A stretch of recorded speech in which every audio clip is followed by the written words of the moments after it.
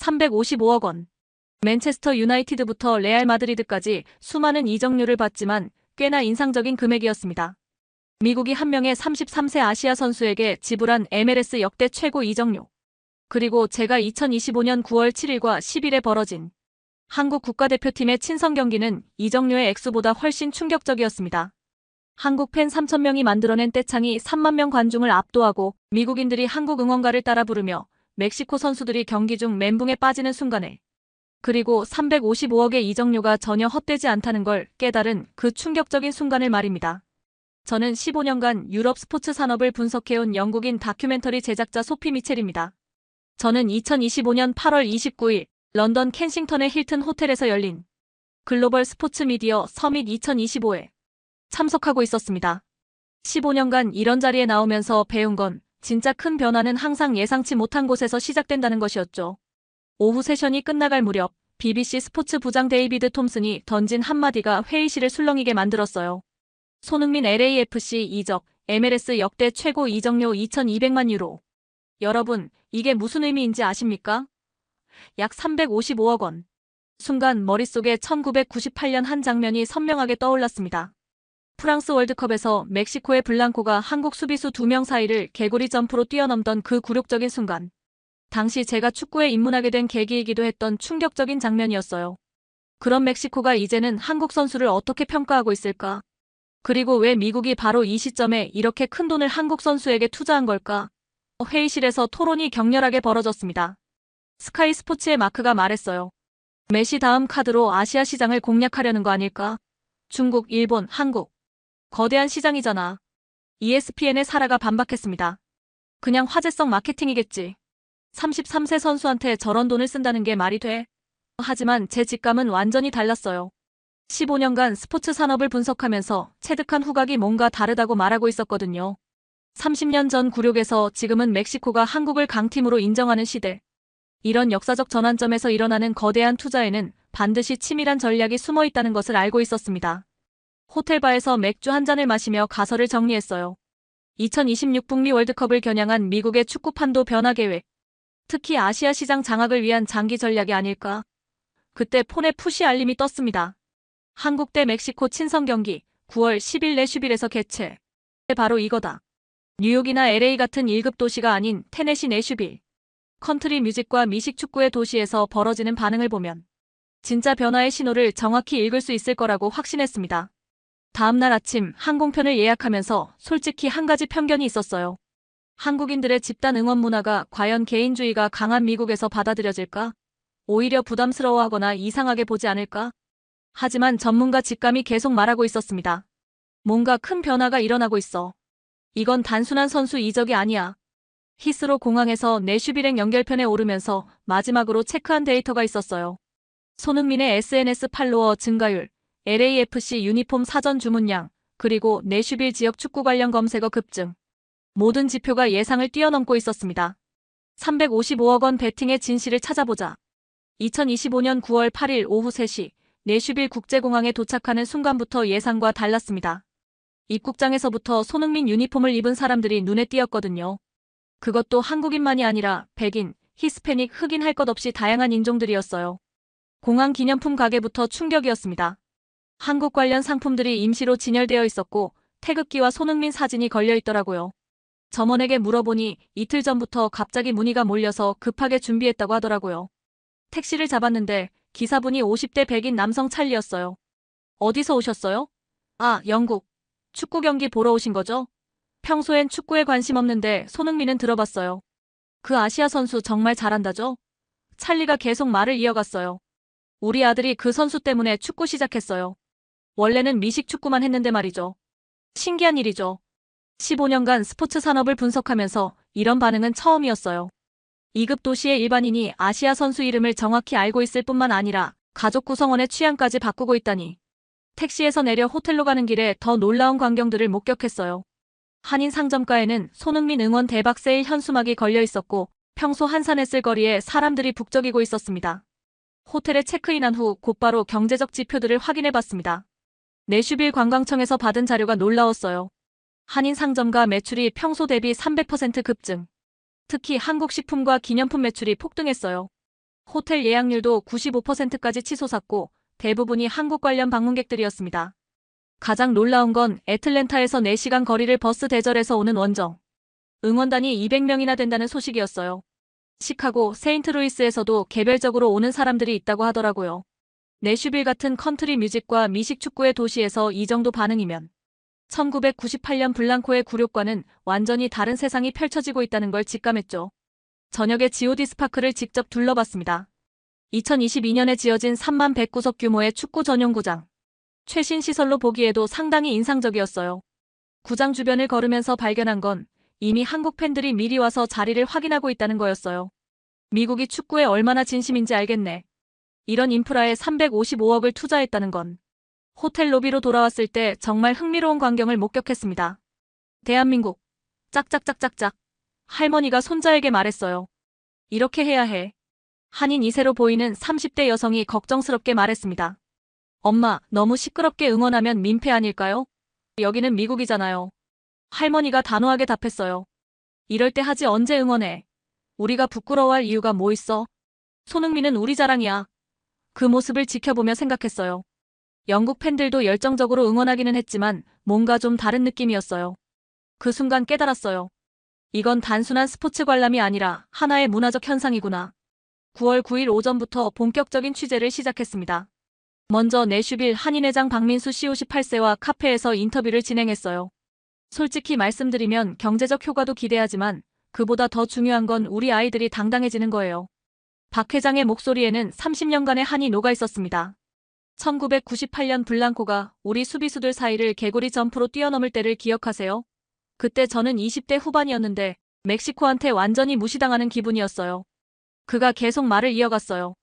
그런데 지금은 완전히 다른 시대입니다. 우리 아이들이 손흥민 얘기하면서 자신감 있게 말해요. 우리가 축구 잘해 이런 식으로요. 이런 변화가 돈으로 살 수 있는 건가요? 점심시간에 우연히 내슈빌에 출장. 온 LAFC 마케팅 디렉터 제임스 앤더슨을 한인 식당에서 만났습니다. 그가 들려준 이야기는 정말 충격적이었어요. 손흥민 유니폼이 벌써 150만 장 팔렸어요. 이건 메시가 인터 마이애미 이적했을 때보다 3배 많은 수준입니다. 심지어 마이클 조던의 시카고 불스 유니폼 판매 기록도 넘어섰어요. 전 세계 모든 스포츠를 통틀어서 말이죠. 제임스가 보여준 내부 자료가 더 놀라웠어요. 아시아 지역 중계권료가 300% 상승했고 특히 한국에서의 시청률은 예상치의 500%를 넘어섰어요. 중국과 일본에서도 손흥민 때문에 MLS에 관심을 갖기 시작했고요. 숫자로 보니 355억 원 투자가 전혀 비싸지 않았어요. 오히려 저렴한 쇼핑이었던 거죠. 오후에 한인 커뮤니티 센터에서 85세 김철수 할아버지를 만났습니다. 6.25를 겪으신 그의 이야기는 특별했어요. 6.25 때는 정말 이런 날이 올 줄 몰랐어요. 그때는 우리가 축구로 세계에서 인정받을 거라고는 꿈도 못 꿨거든요. 이런 날을 살면서 보게 될 줄 몰랐어요. 현지 스포츠바 더 골든 부트 사장 마이크 존슨 45세도 확실한 변화를 체감하고 있었어요. 20년 넘게 장사했는데 이런 건 처음이에요. 평소엔 미식 축구와 NASCAR, 가끔 야구만 틀었거든요. 근데 요즘 젊은 손님들이 축구도 틀어달라고 해요. 특히 손흥민 경기는 꼭 보여달라고 하더라고요. 마이크가 계속 설명했어요. 어제는 백인 아이가 와서 한국 응원가 배우고 싶다고 하더라고요. 신기하죠? 내가 알기로는 축구 응원에 노래가 있다는 것도 몰랐거든요. 저녁에 가장 인상적이었던 건 한국 응원 문화의 실제 모습을 목격한 거였어요.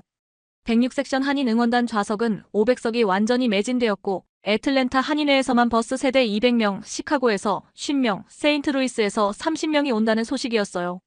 대한민국. 박수 리듬을 맞추는 연습을 지켜보며 생각했어요. 근처 테이블에서 지켜보던 멕시코 팬 카를로스 로드리게스가 신기하다는 듯 다가와서 말했어요. 한국 사람들 준비성 정말 대단하네요. 우리는 그냥 와서 소리 지르고 맥주 마시는데 저 사람들은 완전히 다르네요. 마치 오케스트라 연습 같아요. 한국 팬들 중 한 명이 카를로스에게 말했어요. 같이 해보실래요? 쉬워요. 카를로스가 어색하게 따라하면서 웃었어요. 이거 재밌네요. 우리도 이런 거 배워야겠어요. 그 순간 깨달았습니다. 개인의 감정과 거대 자본의 전략, 그리고 독특한 문화적 에너지가 바로 이 지점에서 만나고 있구나. 이건 단순한 축구 경기가 아니라 하나의 문화적 현상이 되고 있었어요. 2025년 9월 10일 오전 9시 드디어 경기 날이었습니다. G.O.D 스파크에 도착해서 관중 구성을 세밀하게 분석해봤어요. 한국인 약 3,000명이 주로 106, 105, 107섹션에 집중되어 있었고 멕시코계가 약 5천 명으로 반대편 응원석을 가득 메웠어요. 그리고 현지인들이 약 2만 명. 연령대도 다양했고 인종 구성도 흥미로웠습니다. 특히 눈에 띈 건 현지 백인 가족들이 상당수 보였다는 거예요. 아이들 중에는 손흥민 유니폼을 입은 경우도 많았고 부모들이 아이들에게 축구 룰을 설명해주는 모습도 보였어요. 경기 시작 1시간 전부터 한국 응원단의 응원이 시작됐습니다. 106섹션을 중심으로 대한민국 구호가 울려 퍼졌어요. 그 소리가 경기장 전체에 퍼지자 다른 섹션 사람들도 고개를 돌려 신기하게 바라봤습니다. 흥미로운 건 멕시코 팬들의 반응이었어요. 처음엔 한국, 별거 아니겠지 하는 표정이었는데 한국 팬들의 조직적인 응원을 보더니 표정이 달라지더라고요. 전반 22분 예상대로 멕시코가 선제골을 넣었습니다. 로드리고 후에스카스의 정확한 크로스를 라울 히메네스가 헤딩으로 연결한 골이었어요. 전술적으로 분석해보니 한국의 약점이 그대로 드러난 골이었습니다. 베주노가 멕시코 오른쪽 풀백 로드리고에게 완전히 봉쇄당하면서 왼쪽 사이드가 무력화됐거든요. 저는 한국 팬들이 침묵하거나 실망할 거라고 예상했는데 현실은 정반대였습니다. 오히려 더 큰 소리로 대한민국 응원가가 터져나왔거든요. 106섹션에서 응원 리더가 마이크를 잡고 외쳤어요. 이럴 때 더 크게 우리 선수들 힘내라고. 3,000명이 일제히 일어서서 박수를 치며 노래했습니다. 그 모습을 보던 현지인들이 놀라서 휴대폰으로 촬영하기 시작했어요. 옆에 앉은 백인 가족의 아버지가 아들에게 말했어요. 신기하네. 지고 있는데도 저렇게 응원하네. 저도 이렇게 응원하다니. 정말 이해가 안 되네. 전반전 내내 베주노 vs 로드리고의 대결을 집중적으로 관찰했습니다. 베주노가 볼을 잡을 때마다 로드리고가 바짝 붙어서 압박했고 베주노는 제대로 된 크로스 한 번 올리지 못했어요. 전문가 입장에서 분석해보니 왼쪽 사이드가 막히니까 전체 공격 라인이 무너지는 전형적인 패턴이었습니다. 이강인도 중앙에서 고립됐고 오영규는 공급을 받지 못해 답답해하고 있었어요. 멕시코 벤치는 완전히 여유로웠습니다. 아길레 감독이 홍명보 감독을 보며 윙크까지 날리는 모습이 카메라에 잡혔어요. 한국 따위는 우리 손안에 있다는 표정이었습니다. 후반전 게임 체인저가 등장했습니다. 벤치에 있던 손흥민이 워밍업을 시작하는 순간이었어요. 한국 팬들의 반응이 폭발적이었습니다. 3,000명이 동시에 일어서며 손흥민 연호가 터져나왔어요. 동시에 손을 외치는 현지인들의 목소리도 들렸습니다. 정말 놀라운 건 그 소리의 크기였어요. 3만 명 관중석에서 3,000명이 만들어낸 소리가 나머지 2만 7천 명을 압도하고 있었거든요. 그 순간 멕시코 수비진의 표정이 급작스럽게 변했습니다. 로드리고가 동료들과 급히 대화를 나누며 긴장한 기색이 역력했어요. 센터백들도 서로 아이컨택하며 대화를 나눴습니다. 아길레 감독의 표정도 180도 바뀌었어요. 윙크는 온데간데였고 진지한 표정으로 선수들에게 지시를 내리기 시작했습니다. 생각했어요. 이게 바로 테일러 스위프트가 한국에서 경험했다는 그 때창인가. 손흥민이 실제로 교체 투입된 건 후반전이었어요. 베주노와 교체되면서 들어갔는데 그 순간 경기장 분위기가 완전히 바뀌었습니다. 손흥민이 터치라인을 넘어서는 순간 한국 응원단 3,000명이 동시에 캡틴 손흥민 구호를 외쳤어요. 그 소리가 경기장 전체를 진동시켰습니다. 흥미로운 건 멕시코 수비수들의 변화였어요. 베주노를 상대할 때는 여유로웠던 로드리고가 손흥민 앞에서는 완전히 다른 선수가 됐거든요. 포지셔닝부터 몸짓까지 모든 게 달라졌어요. 손흥민이 첫 번째 볼터치를 하는 순간 한국 팬들이 우아하는 탄성을 지르며 박수를 쳤습니다. 현지 관중들도 따라서 박수를 치기 시작했어요. 68분, 드디어 그 순간이 왔습니다. 오른쪽에서 올라온 크로스를 오영규가 헤딩으로 경합했는데 공이 뒤쪽으로 흘렀어요. 그 공을 손흥민이 다이렉트 발리슛으로 연결했습니다. 정말 놀라운 장면이었어요. 골키퍼와 수비수 사이에 아주 좁은 각도, 거의 불가능해 보이는 공간을 정확히 노린 슛이었거든요. 저런 각도에서 저런 정확도로 골을 넣는다는 건 단순한 개인기가 아니라 상대의 심리를 읽고 경기 흐름을 바꾸는 지능적 플레이였습니다. 골이 터지는 순간 정말 믿을 수 없는 일이 벌어졌어요. 한국 팬들이 자발적으로 승리의 함성을 높이 불러라를 부르기 시작한 거예요. 3,000명이 동시에 나이 상관없이 모든 한국인들이 아는 그 응원가를 함께 불렀습니다. 승리의 함성을 높이 불러라 대한민국. 그 순간 경기장 전체가 조용해졌어요. 멕시코 팬들도 박수치며 감탄했고 현지 관중들은 휴대폰을 들고 촬영하기 시작했습니다. 제가 앉은 곳 근처의 백인 가족 8살 아이가 아버지에게 물었어요. 아빠, 저 사람들 왜 노래해? 근데 왜 나도 따라 부르고 싶지? 아버지가 웃으며 답했습니다. 나도 모르겠다. 근데 정말 듣기 좋은 노래네. 뭔가 마음이 뭉클해지는 것 같아. 옆에 있던 멕시코 팬도 말했어요. 와, 이런 응원은 처음 봐요. 정말 아름다워요. 그 순간 깨달았어요.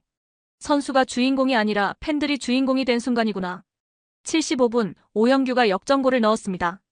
이강인의 환상적인 패스를 받아 정확하게 골네트를 흔든 골이었어요. 2대1로 한국이 앞서가는 순간이었습니다. 한국 응원단이 완전히 들썩였어요. 승리의 함성을 높이 불러라. 노래가 경기장을 가득 메웠습니다. 현지 관중들 중에도 일어서서 박수치는 사람들이 늘어났어요. 이게 바로 MLS가 원했던 드라마와 그 이상의 문화적 충격이구나. 그런데 축구는 끝까지 봐야 한다는 걸 다시 한번 확인하게 됐어요. 후반 추가 시간 3분, 93분에 동점골이 터졌습니다. 멕시코의 산티아고 히메네스가 페널티 박스 밖에서 날린 가마차기 슛이 골네트를 흔든 거예요.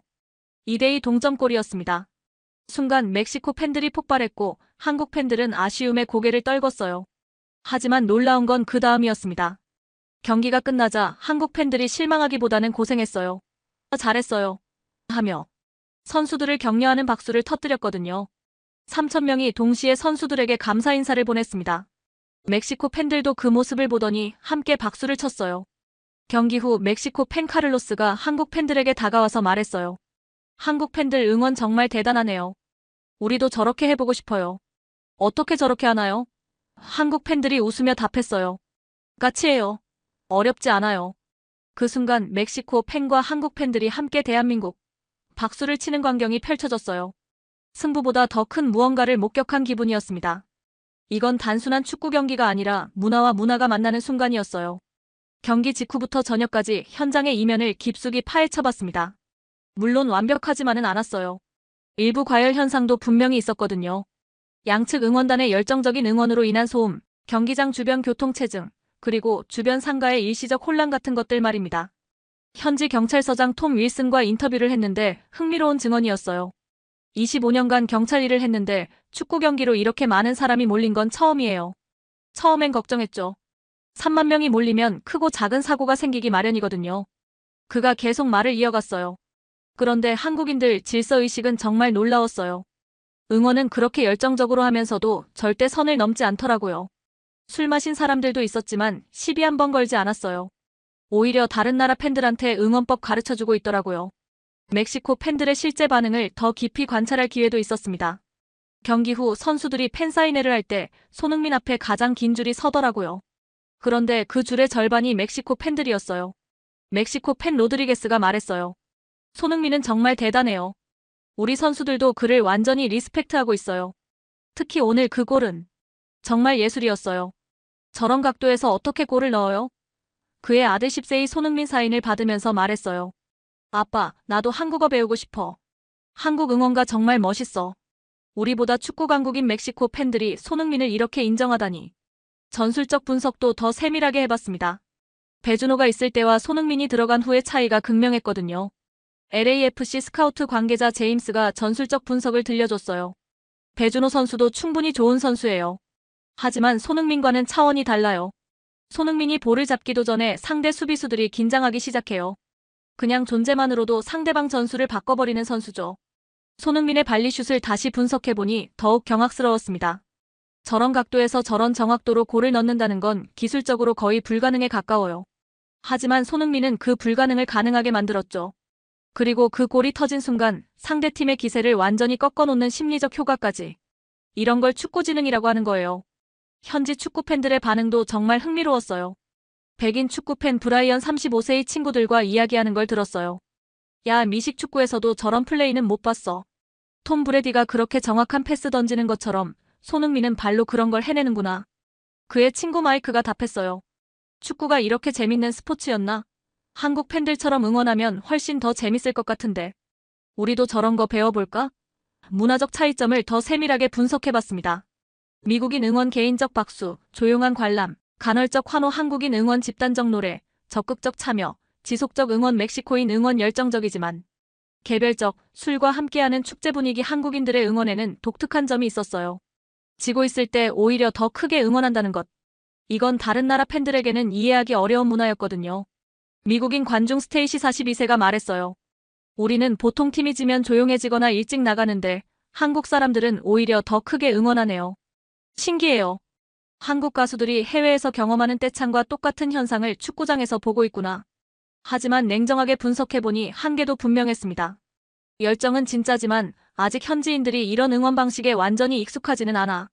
일부는 신기해하지만 일부는 부담스러워하기도 해. 내슈빌 시민 존슨 60세이 솔직하게 말했어요. 처음엔 좀 시끄럽다고 생각했어요. 미식 축구 경기와 비교하면 여전히 다른 종목이고요. 하지만 이 문화적 에너지는 아무리 많은 돈을 들여도 만들 수 없는 것이다. 무승부였지만 손흥민의 임팩트는 투자 가치를 충분히 입증했어. 한인 커뮤니티 내부에서도 의미 있는 변화가 있었어요. 평소 축구에 무관심하던 한인 2세 제니 28세가 감동적인 이야기를 들려줬어요. 어제 아버지와 30년 만에 처음 축구 얘기했어요. 그리고 어제는 함께 응원가를 불렀어요. 아버지가 눈물을 글썽이면서 이제는 우리가 자랑스럽다고 하시더라고요. 이런 경험은 처음이에요.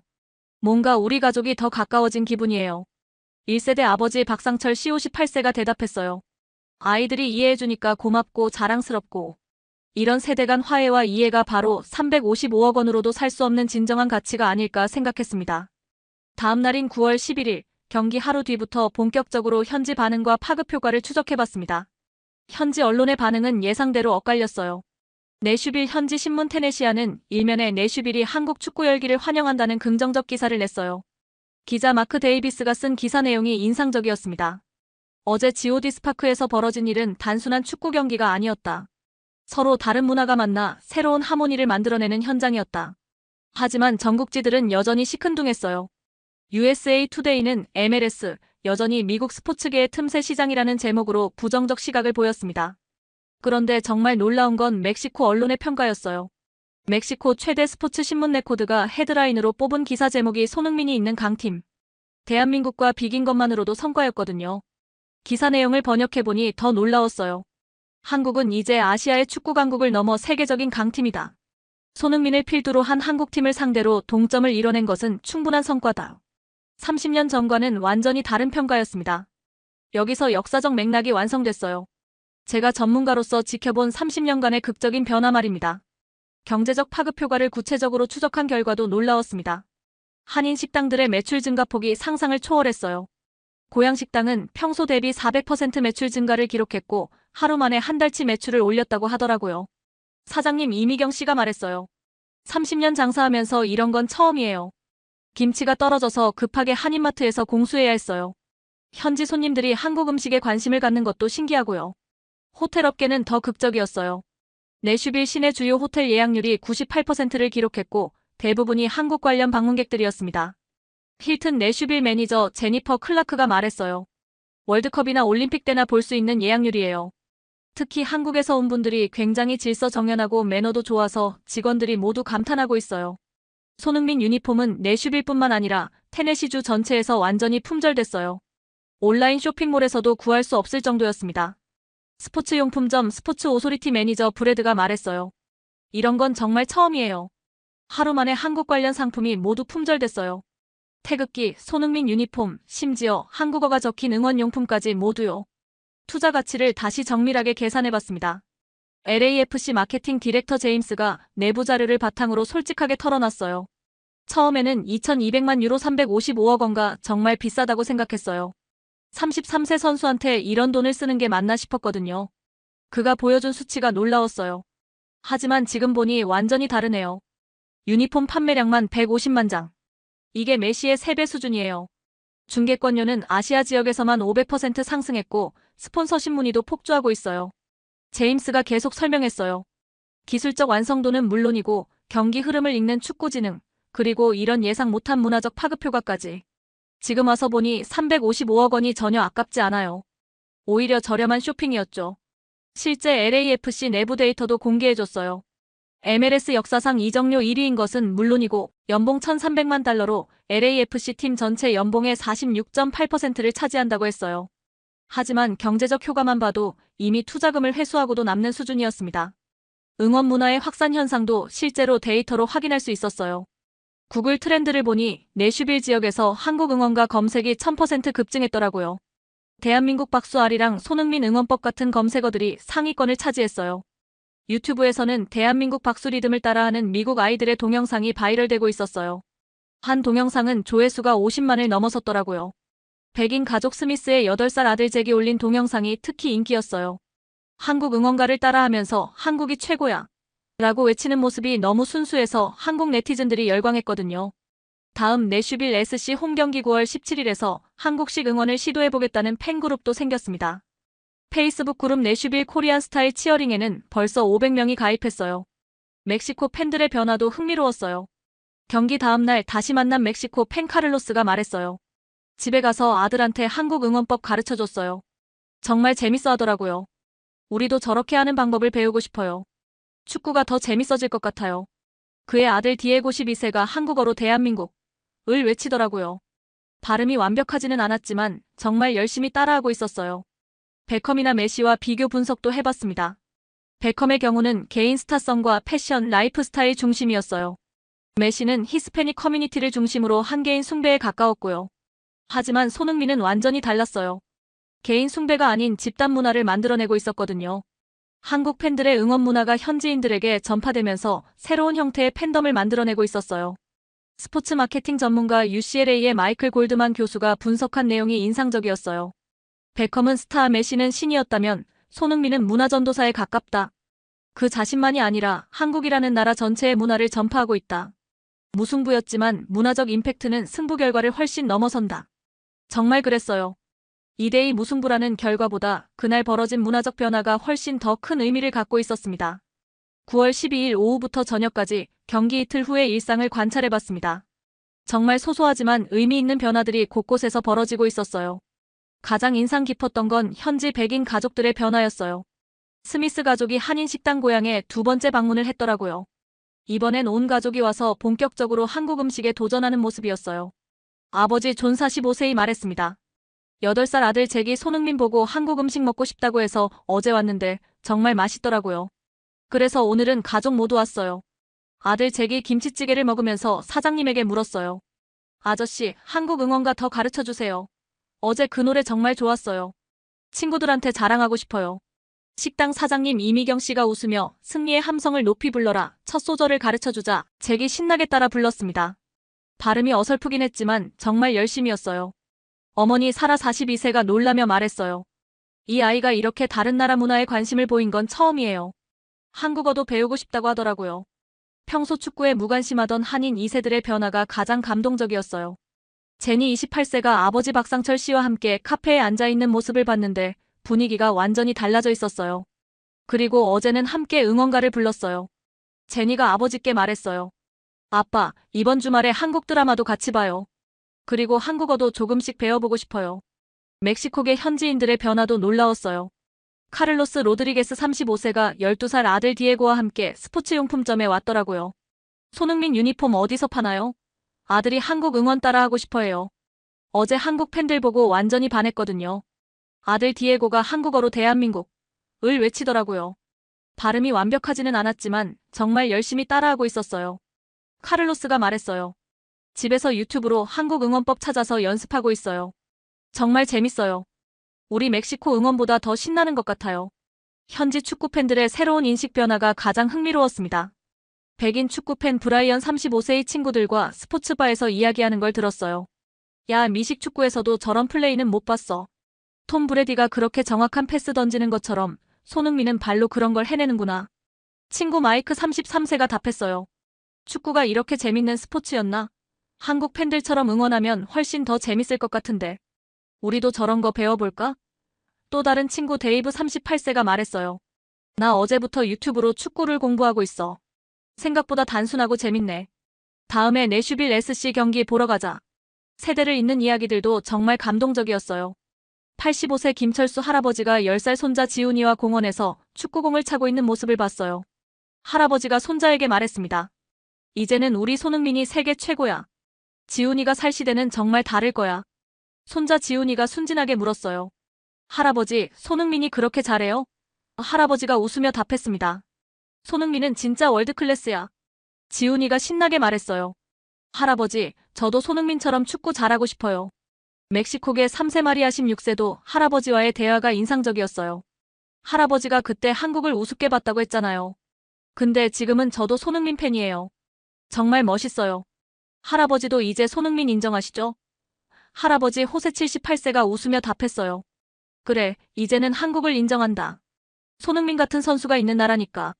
예상치 못한 훈훈한 해프닝들도 곳곳에서 벌어졌어요. 한인식당 고향 사장님 이미경 씨가 웃으며 말했습니다. 어제 오늘 갑자기 손님이 몰려서 김치가 떨어졌어요. 급하게 주변의 한인마트를 싹 다 돌아서 공수해야 했죠. 그런데 현지 손님들이 한국 응원가 가르쳐달라고 하시더라고요.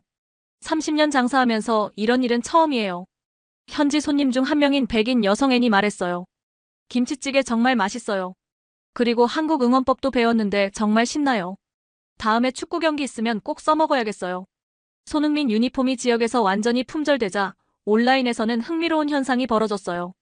한국 응원 승리의 함성을 높이 불러라 대한민국 박수 검색어가 내슈빌 지역에서 급상승했고 유튜브에서는 한국 응원법 배우기 동영상들이 인기를 끌었어요. 현지 백인 유튜버 제이크가 올린 한국식 응원하는 방법 동영상은 하루 만에 조회수 10만을 넘어섰어요. 현지 백인 축구팬 마이크 톰슨 29세이 약속했어요. 다음에 한국 경기 또 있으면 꼭 보러 올게요. 그 응원가도 배워서 같이 불러보고 싶어요.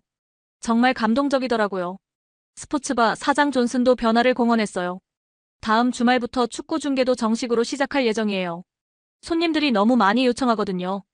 특히 한국 리그 경기도 틀어달라고 해요. 지역 라디오 DJ 스콧 40세도 말했어요. 어제부터 한국 음악도 틀기 시작했어요. K-팝이요. 반응이 정말 좋아요. 한국 문화에 대한 관심이 확산되고 있는 것 같아요. 내슈빌 시립도서관에서는 한국어 학습서 대출이 급증했다는 소식도 들려왔어요. 사서 메리 35세가 말했어요. 어제부터 한국어 책 문의가 10배 늘었어요. 한국 문화 관련 책도 모두 대출 중이고요. 이런 현상은 처음이에요. 한국문화원에서도 문의가 폭주했다고 해요. 문화원 직원 김수진 씨가 말했어요. 한국어 수업, 한국 요리 클래스, K-팝 댄스 수업까지 모든 문의가 늘었어요. 내슈빌에서 이런 관심을 받은 건 처음이에요. 그때 깨달았습니다. 거창한 마케팅 전략이나 천문학적 투자금이 아니었어요. 김치찌개에 도전하는 8살 아이의 웃음, 아버지와 30년 만에 나눈 첫 진솔한 대화, 30년 전 굴욕을. 이제는 자랑으로 말하는 할아버지의 눈물, 이웃에게 떡 돌리는 따뜻한 마음, 그리고 세대와 인종을 넘어 함께 부르는 응원가. 진짜 변화는 이런 작은 순간들에서 시작되더군요. 355억 원 투자의 진짜 가치도 바로 여기에 있었던 거예요.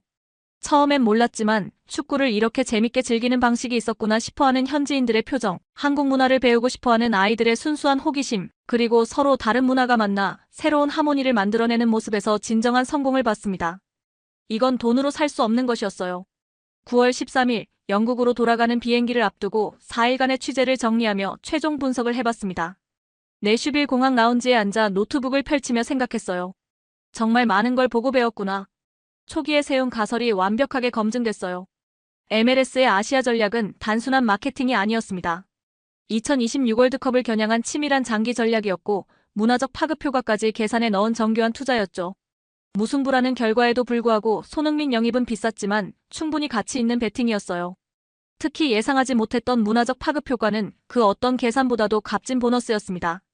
2026 북미 월드컵을 겨냥한 미국의 계획이 점점 구체화되고 있다는 확신도 들었어요. 이건 단순히 손흥민 한 명을 데려온 게 아니라 아시아 전체 시장을 겨냥한 거대한 프로젝트의 시작점이었던 거죠. 30년간의 역사적 맥락이 완성되는 순간이기도 했습니다. 1998년 블랑코의 굴욕. 그때 제가 막 축구에 입문할 때였는데 그 장면은 정말 충격적이었어요. 한국이 완전히 무시당하는 모습이었거든요. 그런데 2025년 멕시코 언론이 한국과 비긴 것만으로도 성과라고 평가하는 시대가 됐어요. 이보다 극적인 역전이 또 있을까요? 한국 팬덤 문화의 위력도 완전히 이해하게 됐어요. 왜 테일러 스위프트가 한국에서의 떼창에 그렇게 감동했는지 이제 완전히 알겠더라고요. 미국의 개인주의적 스포츠 문화에 한국의 집단 응원 문화가 던진 충격과 변화. 그리고 그 변화를 현지인들이 받아들이고 배워가려는 모습. 이런 문화적 에너지는 아무리 많은 돈을 들여도 만들 수 없어요. 그래서 더 가치 있는 거죠. 전문가로서의 최종 결론을 내렸습니다. 단기적 성과 내슈빌 같은 2급 도시까지 이런 반응이 나타났다면 분명한 성공이에요. 1급 도시에서는 더 큰 파급 효과가 있을 거예요. 중장기 전망 현지인들이 한국식 응원 문화를 배워가며 더 재밌어하는 모습이 진짜 핵심입니다. 이게 지속된다면 미국 스포츠 문화 자체가 바뀔 수도 있어요. 글로벌함의 미국이 축구에서도 주도권을 잡으려는 전략의 신호탄이에요. 유럽도 더 이상 MLS를 무시할 수 없을 거예요. 업계에 던지는 메시지도 명확했습니다. 유럽 축구계도 각성해야 해요. MLS가 더 이상 유럽 선수들의 은퇴 리그가 아니라 진짜 경쟁자가 되고 있어요. 아시아 시장의 힘과 문화적 영향력을 제대로 보여준 사례거든요. 가장 중요한 교훈은 문화적 차이를 이해하고 존중하지 못하면 진짜 팬덤은 만들 수 없다는 것입니다. 돈만으로는 한계가 있어요. 진정한 문화적 교감이 있어야 지속 가능한 성공이 가능해요. 비행기에 탑승하기 전 마지막으로 시청자 여러분께 꼭 전하고 싶은 말이 있었어요. 여러분의 응원이 단순한 응원이 아닙니다. 글로벌 스포츠 판도를 바꾸는 문화적 힘이에요.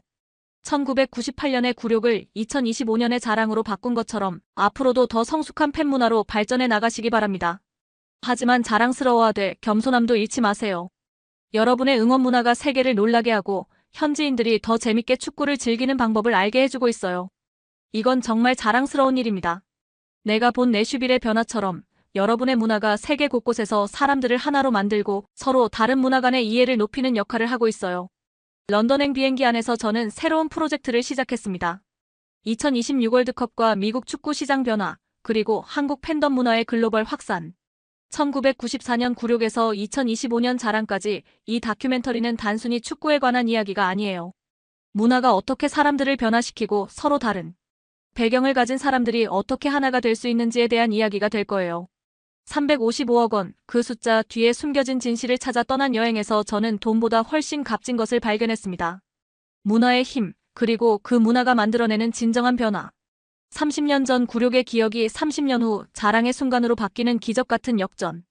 김치찌개에 도전하는 8살 아이의 웃음에서 시작된 작은 변화가 어떻게 거대한 문화적 물결이 되는지. 그리고 그 모든 변화의 중심에 서 있는 여러분들의 응원 문화.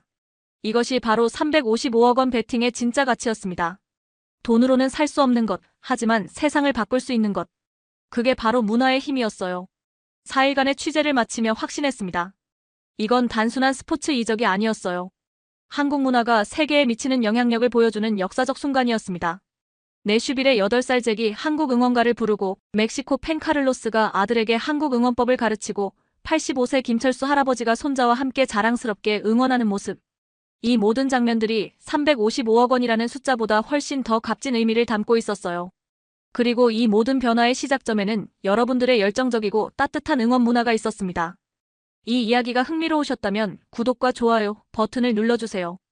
여러분의 응원이 더 많은 숨겨진 이야기들을 찾아내는 힘이 됩니다. 그리고 댓글로 알려주세요. 한국의 응원 문화가 세계로 퍼져나가는 것에 대해 어떻게 생각하시는지, 그리고 지금 이 이야기를 어디서 듣고 계신지 말입니다. 30년 전 굴욕에서 30년 후 자랑까지 여러분도 이 역사의 증인이 되어주세요. 앞으로도 자랑스럽지만 겸손한 팬 문화를 만들어 나가시기 바랍니다. 다음 이야기에서 또 만나 뵙겠습니다. 감사합니다. 긴급 상황입니다. 나토 안보위원회가 소집됐습니다. 2024년 3월 15일 오후 2시 브뤼셀 나토 본부가 발칵 뒤집혔습니다. 덴마크 왕립 경찰청의 20년차 극지방 수색구조 전문가 마이클 토마센이 무릎을 꿇고 눈물을 흘리며 이렇게 말했던 이유는 무엇일까요? 불가능하다. 절대 불가능한 일이야. 유럽 최고의 구조 전문가라고 자부하던 그를 이렇게 만든 정체는 무엇일까요? 도대체 무슨 일이 있었던 걸까요? 2024년 3월 15일 오후 2시 12분. 그린란드 동부 타실라크. 팀장님, 큰일입니다. 부관 요한이 급하게 제 사무실로 뛰어들었습니다. 제 이름은 마이클 토마센입니다. 올해 53세, 덴마크 코펜하겐에서 태어나 자랐죠. 왕립경찰청에서 20년간 극지방 구조 작업을 담당해온 베테랑 전문가입니다. 어린 시절부터 아버지를 따라 북극 탐험을 다녔던 저는 20대의 왕립 경찰청에 입대한 후 줄곧 극지 구조 분야에서만 일해왔습니다. 지금은 유럽에서 인정받는 최고의 극지 구조 전문가라고 자부하고 있죠. 나토 히토류 안보 프로젝트의 핵심 연구진이 실종됐습니다. 요한의 목소리가 떨렸습니다. 미국, 독일, 일본, 캐나다 4개국 지질학자 팀이 그린란드 히토류 매장 지역에서 연락이 끊어졌습니다. 이들은 중국의 히토류 독점에 대응하는 서방연합 탈중국 히토류 전략의 핵심 인물들입니다. 제 얼굴이 굳어졌습니다. 하필 지금 이런 일이. 실종자들은 미국 국무부 직속 지질학자 존 스미스 박사 히토류 매장량 분석 전문가, 독일 연방지질청 안나 밀러 박사자원 추출 기술 전문가, 일본 경제산업성 다나카 히로시 히토류 정제기술자, 캐나다 천연자원부 마이클 브라운 북극 광물 탐사 전문가였습니다. 이들은 모두 그린란드에 매장된 150만 톤의 희토류를 서방연합이 확보하기 위한 핵심 임무를 수행 중이었죠. 더 문제는 요한이 말을 이었습니다.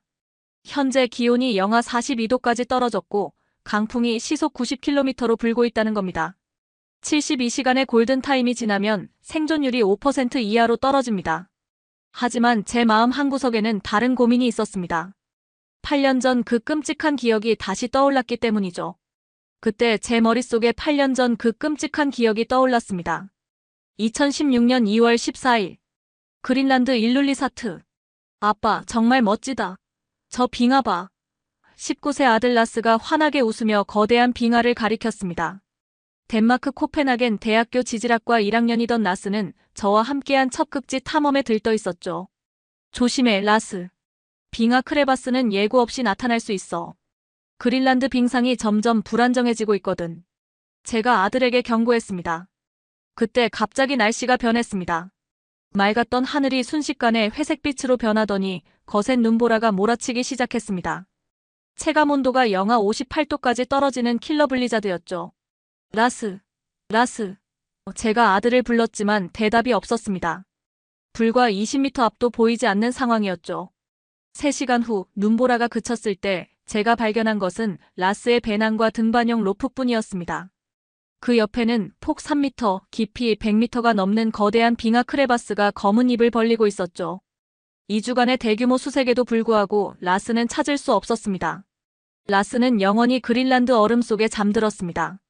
그 후 6개월간 저는 완전히 망가졌습니다. 라스의 일기장 마지막 페이지에는 이렇게 적혀 있었습니다. 아빠는 내 영웅이야. 아빠처럼 많은 사람을 구하는 사람이 되고 싶어. 언젠가 아빠와 함께 그린란드에 가서 더 많은 생명을 구해보자. 그 순간 제 가슴이 찢어질 것 같았습니다. 라스가 꿈꿔왔던 미래를 제가 포기할 수는 없었습니다. 그 이후 저는 극지구조의 귀신이 되었습니다. 요한이 긴급 전화를 받더니 얼굴이 창백해졌습니다. 팀장님, 나토 사무총장실에서 직접 전화 왔습니다. 전화기 너머로 들려온 목소리는 차가웠습니다. 토마센, 상황을 알고 있나? 미국 정부가 벌써 P2픽 우주기지에서 구조 헬기를 출동시켰어. 독일도 북극 전문팀을 파견했고. 제가 당황했습니다. 하지만 그러면 만약 덴마크가 72시간 내에 구조에 실패하면 미국이 그린란드 안보를 직접 책임지겠다고 했어. 사실상 군사 개입 의지 표명이야. 독일과 일본도 가만히 있지 않을 거고 자칫하면 그린란드가 서방 강대국들의 각축장이 될 수도 있어. 제가 절망적인 표정을 지었습니다. 그럼 다행히 한국극지연구소팀이 현재 그린란드에 체류 중입니다. 요한이 희망적으로 말했습니다. 덴마크와 한국 공동 빙하 연구 프로젝트로 이미 2주 전부터 타실라크 지역에서 연구 중이죠. 한국? 제가 의아해했습니다. 네, 한국극지연구소는 남극 빙하량 변화 연구에서 세계 최고 수준의 정밀 데이터베이스를 구축한 곳입니다. 최근 그린란드에서 신종 완보동물도 발견했고요. 그런데 진돗개 2마리와 함께라고요? 제가 놀라며 물었습니다. 네, 진돗개는 이중모 구조로 영하 40도에서도 활동 가능하고 후각이 일반 구조견의 3배 이상 예민하다고 합니다. 현지 적응 훈련도 겸하고 있다고 하는데 제가 잠시 망설였습니다. 15kg도 안 되는 중형견을 시베리안 허스키도 못 버티는 상황에서 하지만 다른 선택이 없었습니다. 미국과 독일의 구조팀이 도착하기까지 48시간. 그 전에 반드시 실종자들을 찾아야 했습니다. 2024년 3월 16일 오전 6시. 타실라크 베이스 캠프. 한국팀과 덴마크팀이 합류했습니다. 박준혁 35세, 극지연구소 빙하연구팀장. 김서연 29세, 수의사. 그리고 이미 2주간 그린란드 환경에 완벽히 적응한 진돗개 2마리. 설강이 빙심아. 괜찮지? 박준혁이 부르자 흰색과 황갈색 진돗개들이 꼬리를 흔들며 다가왔습니다. 영하 35도의 혹독한 추위에도 전혀 개의치 않는 모습이었죠. 제가 다가가 악수를 청했습니다. 마이클 토마센입니다. 덴마크 극지구조본부장이죠. 박준혁입니다. 한국에서 왔습니다. 제 시선이 진돗개들에게 향했습니다. 이게 구조견이라고요? 제 목소리에 실망감이 역력했습니다. 우리 허스키들의 절반 크기네요. 이런 극한 상황에서 버틸 수 있을까요? 그때 덴마크 구조대원 중 한 명이 웃으며 말했습니다. 저 작은 녀석이 뭘 할 수 있겠어? 우리 토르보다 작잖아. 하지만 가까이 가서 보니 놀라운 것을 발견했습니다. 진돗개들은 방한복 없이도 털을 부풀리며 멀쩡히 뛰어다니고 있었습니다. 이중모 구조의 겉털이 바깥쪽 거친 털로 찬바람을 막고 안쪽 부드러운 솜털이 체온을 보온하는 완벽한 천연 방한 시스템이었죠. 박준혁이 차분히 설명했습니다. 진돗개는 72시간 전 냄새까지 추적할 수 있고 좁은 공간에서도 활동할 수 있는 민첩성을 가지고 있습니다. 그때 긴급 통신이 들어왔습니다. 덴마크 팀, 미국 구조팀이 8시간 앞당겨 출발한다고 합니다. 기상 담당관이 급하게 보고했습니다. 독일 측도 첨단 열화상 드론을 추가 파견했고 CNN과 BBC가 생중계를 시작했습니다. 제 얼굴이 더욱 굳어졌습니다. 젠장. 이제 정말 시간이 없어. 현재 기온 영하 44도, 체감 온도는 영하 58도입니다. 가시거리 50m 이하, 강풍 지속. 기상 데이터가 계속 쏟아졌습니다. 박준혁이 말했습니다. 바로 출발하시죠. 우리 진돗개들은 준비됐습니다. 주변 덴마크 구조대원들이 수군거렸습니다. 저런 작은 개들이 뭘 할 수 있겠어? 한국도 참 이상한 나라야. 하지만 다른 대안이 없었습니다. 72시간의 골든타임은 이미 24시간이 지나간 상태였죠. 실종 지점까지는 헬기로 1시간, 도보로 3시간. 현재 기온 영하 44도, 체감 온도는 영하 58도입니다. 이 온도에서는 노출된 피부가 15분 안에 동상에 걸립니다. 기상 담당관이 최종 브리핑을 했습니다. 덴마크 구조견들이 먼저 투입됐습니다. 시베리안 허스키 토르와 프레야 각각 35kg, 그린란드개 날라와 시라 각각 32kg. 모두 대형견들이었습니다. 하지만 30분도 지나지 않아 문제가 발생했습니다. 토르가 발가락이 얼어서 절뚝거려요. 프레야도 떨고 있습니다. 영하 44도에서는 인간도 15분 안에 동상 위험에 노출되는데 시베리안 허스키조차 발가락과 귀 같은 말단 부위의 혈액순환이 어려워져 쉽게 얼어버렸습니다. 덴마크 구조대원 한 명이 장갑을 벗고 토르의 발을 확인하려다가 비명을 질렀습니다. 아, 손가락이. 불과 30초 만에 그의 손가락 끝이 하얗게 변하기 시작했습니다. 그런데 제가 진돗개들을 바라보니 놀라운 광경이 펼쳐졌습니다. 설강이와 빙시미는 여전히 활발하게 뛰어다니며 냄새를 맡고 있었습니다. 체온 측정 결과 덴마크 개들은 35.2도 정상 37.5도보다 낮음이었지만 진돗개들은 38.1도로 정상 체온을 유지하고 있었습니다. 정말 이상하네. 제가 중얼거렸습니다. 김서연이 자랑스럽게 설명했습니다. 진돗개는 한반도의 혹독한 겨울에 수천 년간 적응해온 견종이에요. 이중모 구조와 높은 기초대사율로 극한 추위를 견딜 수 있죠. 한국의 겨울이 유럽보다 더 춥거든요. 그때 빙시미가 갑자기 눈을 파먹기 시작했습니다. 제가 어이없어하자 김서연이 웃으며 말했습니다. 저 애는 항상 저래요. 일하면서도 간식 챙겨 먹거든요. 간식을? 이런 상황에서? 그때 설강이가 갑자기 특정 방향으로 달려가기 시작했습니다. 뭔가를 발견했나 봐요. 박준혁이 설강이를 따라 움직였습니다. 30분을 달려간 끝에 발견한 것은 실종자들이 남긴 흔적이었습니다. GPS 좌표 75도 35N 42도 18W. 버려진 지질 탐사 장비, 발자국, 그리고 혈흔까지. 이 방향으로 이동한 것 같아요. 김서연이 외쳤습니다. 하지만 흔적은 거대한 크레바스 앞에서 끊어졌습니다. 설마. 제가 경악하며 크레바스를 내려다봤습니다. 그 순간 8년 전 라스를 잃었던 그 끔찍한 기억이 다시 떠올랐습니다. 똑같은 크레바스, 똑같은 침묵. 그날 밤 베이스 캠프에 연속으로 긴급 전화가 걸려왔습니다. 마이클, 상황이 어떠나? 덴마크 총리의 목소리였습니다. 캠프 내부 온도는 난방에도 불구하고 영상 2도였습니다. 제 입술이 약간 파랗게 변해 있었고 말할 때마다 하얀 입김이 나왔습니다. 실종자들의 흔적을 찾았습니다. 한국 진돗개들이 발견했어요. 제가 흥분된 목소리로 보고했습니다. 미안하지만 시간이 없어. 방금 워싱턴과 베를린에서 동시에 연락이 왔는데 총리의 목소리가 긴장됐습니다. 뭐라고 하던가요? 미국 정부에서 그린란드 안보는 자유세계 보호를 위해 절실히 필요하다며 필요시 군사적 수단도 배제하지 않겠다고 했어. 독일도 탈중국 히토류 전략의 핵심 인물들을 구하기 위해 필요한 모든 조치를 취하겠다고 발표했고 더욱 심각한 소식이 이어졌습니다. 러시아 해군도 북극해에서 정례 훈련이라며 함대를 이동시키기 시작했어. 자칫하면 그린란드가 새로운 냉전 갈등의 시발점이 될 수도 있어. 전화를 끄는 저에게 요한이 다가왔습니다. 팀장님, CNN에서 생중계를 시작했습니다. 실시간 시청자 1200만 명입니다. TV 화면에는 그린란드 상공을 선회하는 미군 헬기들과 독일 구조선이 나오고 있었습니다. 그때 한국팀에서 뭔가 냄새가 나기 시작했습니다. 이게 무슨 냄새지? 덴마크 구조대원이 코를 찡그렸습니다. 박준혁이 보온병에서 뜨거운 김치찌개를 꺼내 먹기 시작했습니다. 덴마크 구조대원들은 경악했습니다. 저런 상황에서 매운 음식을? 요한이 걱정스럽게 말했습니다. 위장에 구멍이 뚫리겠어. 하지만 신기하게도 한국팀은 오히려 몸이 더 따뜻해 보였고 진돗개들도 김치 냄새를 맡고 더 활기를 보였습니다. 김서연이 설명했습니다. 매운 음식이 체내 혈관을 확장시켜 혈액순환을 촉진하고 체온을 높여줘요. 과학적으로 입증된 방법이죠. 박준혁이 진돗개에게 설강아, 이리 와 하고 부르자 덴마크 구조대원이 물었습니다. 저게 명령어인가요? 아니요, 이름이에요. 설강이. 설강?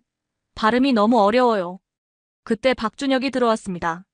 내일 새벽 5시에 다시 수색을 시작하겠습니다. 설강이와 빙심이가 뭔가를 발견한 것 같아요. 제가 의심스러워했습니다. 정말 확신해요? 지금 우리에게는 두 번째 기회가 없어요. 진돗개를 믿어보세요. 이들은 절대 포기하지 않습니다. 그 순간 베이스 캠프 밖에서 헬기 소리가 들려왔습니다. 미군 수색대가 도착했습니다. 감시병이 급하게 보고했습니다. 다음 날 새벽 5시. 영하 46도의 혹독한 추위. 밖으로 나서는 순간 코 안의 습기가 얼어버렸습니다. 이런 극한 추위에서는 코로 숨을 쉬면 폐가 손상될 위험이 있어서 반드시 입으로만 호흡해야 합니다. 제 고글이 순식간에 성에로 뿌옇게 변했고 장갑을 낀 손가락 끝이 따끔거리기 시작했습니다. 5분만 더 노출되면 동상이 시작될 정도였죠. 설강이와 빙심이는 어제와는 다른 방향으로 달려가기 시작했습니다. 남쪽으로 3km 떨어진 빙하지대, GPS 좌표 75도 32N, 42도 25W. 저기는 우리가 이미 수색한 지역인데. 덴마크 구조대원이 의아해했습니다. 하지만 진돗개들은 멈추지 않았습니다. 영하 46도의 혹독한 추위에도 이들의 발걸음은 전혀 느려지지 않았습니다. 그때 제가 놀라운 광경을 목격했습니다. 설강이가 갑자기 멈춰서더니 코를 킁킁거리며 집중하기 시작했습니다. 마치 72시간 전의 기억을 되짚는 듯한 모습이었죠. 또 쉬려는 건가? 제가 짜증스럽게 중얼거렸습니다. 하지만 설강이는 갑자기 3km를 단숨에 달려가더니 거대한 빙하 크레바스 앞에서 격렬하게 짖기 시작했습니다.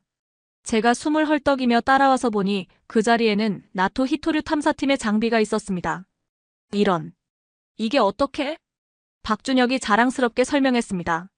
진돗개는 72시간 전 냄새도 추적할 수 있어요. 우리 허스키들은 12시간도 힘들어하는데.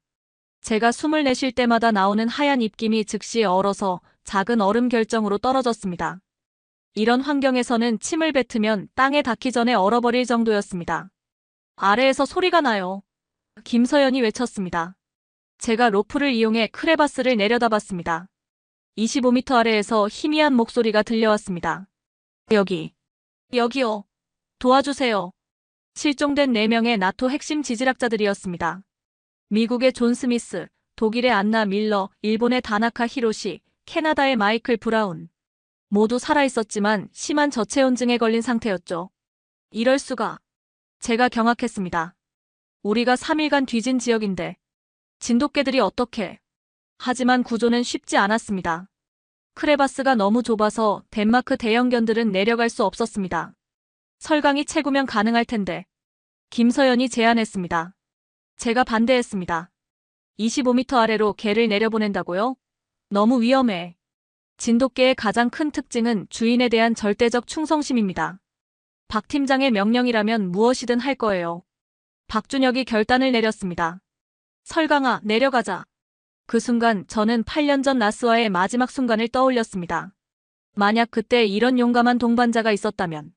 설강이가 특수한 S를 착용하고 크레바스로 내려갔습니다. 25m 아래에서 나토 핵심 인력들이 기다리고 있었죠.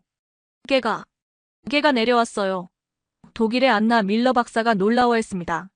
설강이는 박준혁의 무전 지시에 따라 정확히 부상자들에게 체온 유지용 핫팩, 응급처치 키트, 고칼로리 에너지바를 전달했습니다. 빙심이도 교대로 내려가서 식량과 보온용품을 날랐죠. 믿을 수 없어. 제가 중얼거렸습니다. 그때 미군 구조대가 도착했습니다. 이쪽이 덴마크 구조본부인가요? 우리가 인수하겠습니다. 미군 대령이 권위적으로 말했습니다. 아니요. 제가 단호하게 대답했습니다. 이미 구조작업이 진행 중입니다. 8시간에 걸친 정밀한 구조작업 끝에 4명 모두 무사히 구조됐습니다. 체온이 31도까지 떨어진 상태였습니다. 의료진이 보고했습니다. 정상 체온 37도에서 31도까지 떨어진 것은 중등도 저체온증 상태였습니다. 이 정도면 의식 저하, 심장 박동 저하, 근육 경직이 일어나는 단계죠. 실종자들이 의식을 잃기 직전이었습니다. 특히 미국의 존 스미스 박사는 이상 탈의 현상을 보이고 있었어요. 이상 탈의는 중증 저체온증에서 나타나는 무서운 증상입니다. 뇌가 오작동을 일으켜서 추위를 더위로 착각하고 옷을 벗어버리는 현상이죠. 손목과 발목에 심한 동상 흔적이 있고 일부는 이도 동상으로 물집이 생겨 있습니다. 의료진이 개들의 체온도 측정했습니다. 허스키들 35.2도 정상 37.5도보다 낮음, 진돗개들 38.1도 정상 유지. 제가 놀라며 물었습니다. 그럼 이 추위에 더 강하다는 뜻인가요? 진돗개의 이중모 구조와 높은 기초대사율 때문입니다. 한국의 겨울이 유럽보다 더 춥거든요. 이틀 후 코펜하겐으로 돌아와서 덴마크 총리실에서 열린 긴급 기자회견에서 전 세계 언론들이 몰려들었습니다. CNN 기자가 질문했습니다. 이번 구조작전이 나토 안보에 미치는 영향은 무엇인가요? 제가 진돗개들을 바라보며 말했습니다. 한국에 진돗개가 없었다면 불가능했을 일입니다. 이번 구조는 단순한 인명구조를 넘어서 서방연합의 히토류 전략을 구해낸 것입니다. BBC 기자가 추가로 물었습니다. 독일과 미국의 최첨단 장비로도 찾지 못한 것을 15kg의 한국개가 찾아낸 비결은 무엇인가요? 제가 진심으로 대답했습니다. 저는 20년간 극지방 구조를 해왔지만 이런 개는 처음 봤습니다.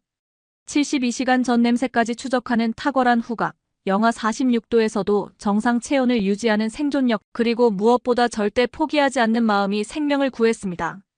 제 목소리가 떨렸습니다. 8년 전 제 아들 라스를 잃었을 때 생각이 나서 제 눈에 눈물이 고였습니다. 이번에는 얼어붙지 않는 따뜻한 눈물이었죠. 크기가 아니라 마음이 중요하다는 것을 이들이 가르쳐줬습니다. 그때 뒤에서 박준혁이 조용히 말했습니다. 한국에는 작은 고추가 맵다는 속담이 있습니다. 기자회견 후 나토 사무총장실에서 연락이 왔습니다. 덴마크의 구조 성공으로 그린란드 위기가 해소됐습니다. 미국과 독일 정부가 공식적으로 감사를 표했고 한국 정부와의 극지 협력 확대를 논의하고 있습니다. 6개월 후 변화는 제 마음에서 시작됐습니다.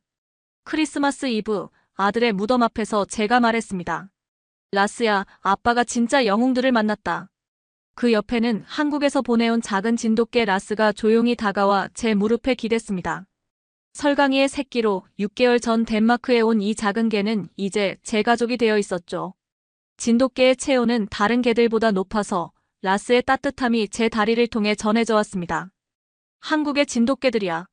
설강이와 빙심이를 만나고 이제는 설강이의 아들 라스와 함께하고 있단다.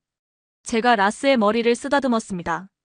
진돗개의 이중모 구조털은 마치 천연 방한복 같았습니다. 바깥쪽 거친 털이 찬바람을 막고 안쪽 부드러운 솜털이 체온을 보온하는 완벽한 시스템이었죠. 이제야 알겠어. 진정한 영웅은 포기하지 않는 마음에서 나오는 거구나. 박준혁과 김서연은 한 달 후 설강이, 빙심이와 함께 한국으로 돌아갔지만 덴마크 극지연구소와 한국 극지연구소 간 정식 협력 협정이 체결됐습니다. 덴마크 구조대도 진돗개 2마리를 추가로 도입해 덴마크와 한국 극지구조팀을 구성했죠. 생명을 구하는 일은 늘 숭고한 일인 듯 싶어요. 박준혁이 웃으며 말했습니다. 하지만 그 작은 구조가 제 인생을 완전히 바꿔놓았습니다. 1년 후 저는 덴마크 극지구조학교에서 진돗개와 함께하는 구조법을 가르치고 있습니다. 많은 학생들이 찾아와 물어봅니다. 작은 개가 정말 시베리안 허스키보다 나은가요? 제가 답합니다. 더 낫다고 할 수는 없어요. 하지만 다른 능력이 있죠. 72시간 전 냄새까지 추적할 수 있는 후각, 영하 46도에서도 정상 체온을 유지하는 생존력, 좁은 공간에서도 활동할 수 있는 민첩성, 그리고 무엇보다 절대 포기하지 않는 끈기요. 제 사무실 벽에는 라스의 사진 옆에 설강이, 빙심이, 그리고 지금의 라스 사진이 걸려 있습니다. 그 아래 작은 명패에는 이렇게 적혀 있습니다. 크기가 아니라 마음이 중요하다. 한국의 진돗개들이 가르쳐준 것. 매일 아침 제가 라스에게 말합니다. 고마워, 라스야. 내 엄마 설강이가 아빠에게 다시 희망을 찾아줬고, 이제 너도 아빠와 함께하게 됐구나. 라스는 꼬리를 흔들며 제 손을 핥습니다. 지금도 그린란드 어딘가에서는 한국의 진돗개들이 꼬리를 흔들며 달리고 있을 것입니다. 그로부터 6개월 후, 변화는 조용히 시작됐습니다. 2024년 9월 독일 연방경찰청에서 한국 진돗개 2마리 도입을 검토하기 시작했습니다. 독일 바이에른 주 알프스 산맥구조대에서 한국 진돗개의 극지 적응력에 대한 연구를 의뢰했죠. 노르웨이 수발바르 북극연구소에서도 한국 극지연구소와 진돗개 극지 적응 연구 프로젝트 논의를 시작했습니다. CNN에서 그린란드 구조의 숨은 영웅들 특집 기사가 나가면서 국제적인 관심이 높아졌습니다. 미국 알래스카 대학교 수의학과에서는 진돗개의 극지 생존 메커니즘에 대한 연구 제안서를 한국에 보냈죠. 하지만 가장 큰 변화는 나토 차원에서 일어났습니다. 2024년 7월 워싱턴 나토 정상회의에서 덴마크 총리가 극지 안보 강화를 위한 한국과의 협력 확대를 공식 제안했습니다. 한국의 극지 기술과 진돗개의 능력이 나토 북극 방어에 새로운 가능성을 보여줬다고 나토 관계자가 비공식적으로 언급했죠. 2024년 3월 그린란드 동부 마이클 긴급 상황입니다. 요한이 급하게 들어왔습니다. 독일 관광객 2명이 빙하 트레킹 중 실종됐어요. 이미 18시간이 경과했습니다. 제가 장비를 챙기며 말했습니다. 라스, 준비됐나? 이제 생후 8개월이 된 라스가 꼬리를 흔들며 저를 바라봤습니다. 엄마 설강이를 닮아 후각이 예민하고 아빠를 닮아 용감한 마음을 가진 라스는 지난 4개월간 덴마크 극지구조학교에서 전문 구조견 훈련을 받았죠. 첫 실전이네, 라스야. 아직 어리지만 엄마를 닮아 용감하구나. 현장에 도착하자 라스는 즉시 코를 킁킁거리며 수색을 시작했습니다. 영하 38도의 추위에도 전혀 개의치 않았죠. 30분 후 라스가 특정 지점에서 멈춰 서더니 격렬하게 짖기 시작했습니다.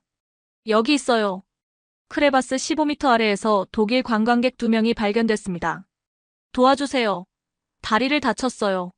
라스가 하네스를 착용하고 크레바스로 내려갔습니다.